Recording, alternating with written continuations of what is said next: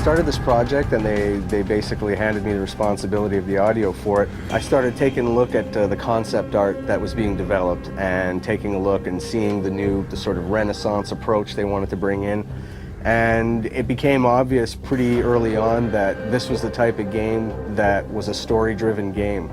So at that point, I knew right away I'd made my first decision that the story needed to be the priority, it needed to be at the forefront. With all due respect, Major, I'll expect 2 security details waiting for us on the tarmac. In the first Deus Ex, I think because it was far more futuristic, it's a very electronic score. In this one, I think because it's 25 years earlier, it's a generation earlier, it's mechanical augmentation, so the music tries to express that. We decided to try using organic instruments to represent more of the human side, and then using electronic instruments to represent more of the augmentation side. It's a lot of acoustic drums, it's a lot of choir, it's strings. Because it's interactive, the music has to shift depending on what the player is doing. Especially in Deus Ex, where the player can play it stealth, or he can play it as an action game, or he can play it socially. The music has to be able to reflect all those different styles of gameplay. Combat is just insane.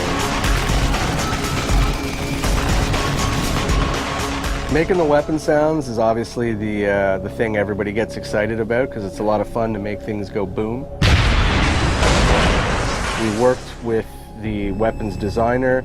We went through tons of different sounds, blending all kinds of different weapon sounds, tweaking it. We take real sounds, but we blend these sounds with other stuff. Like, it's not just like 3-4 sound blended together. It's like probably 25 sounds all together. You have to feel the things like they're real, but in the same time, you like to get these things a little bit more than real.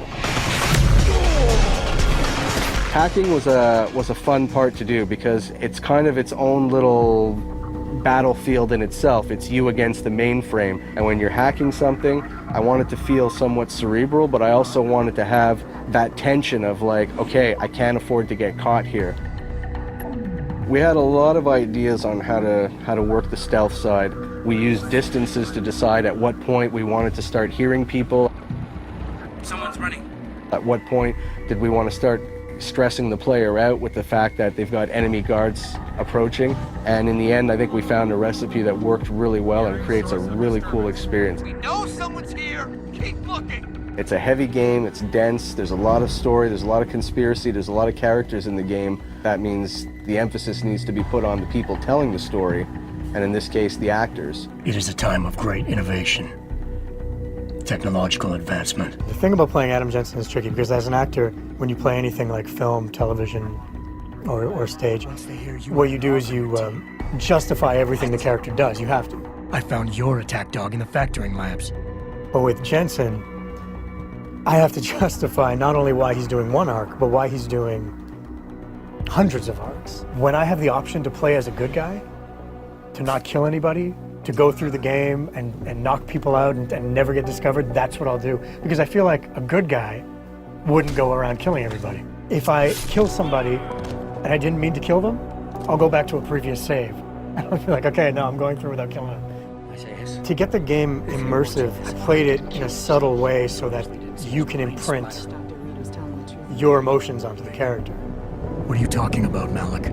What we needed was not so much music as it was more emotional support for the story. So whatever environment we're in, if we're in Detroit or we're in Shanghai, is trying to bring elements of that environment into the music. Street musicians that you may hear walking down the street are all incorporated into the score as well.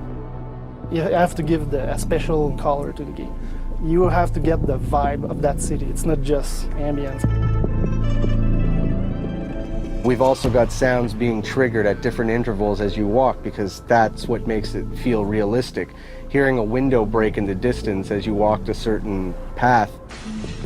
And what's cool is when you walk back the same way, it's not going to be the same sound. It's not baked in. We've got something else cooked up. Now you're sitting there going, okay, well, this feels like it's adapting to what I'm doing in the game, and ultimately that's the illusion you want to create.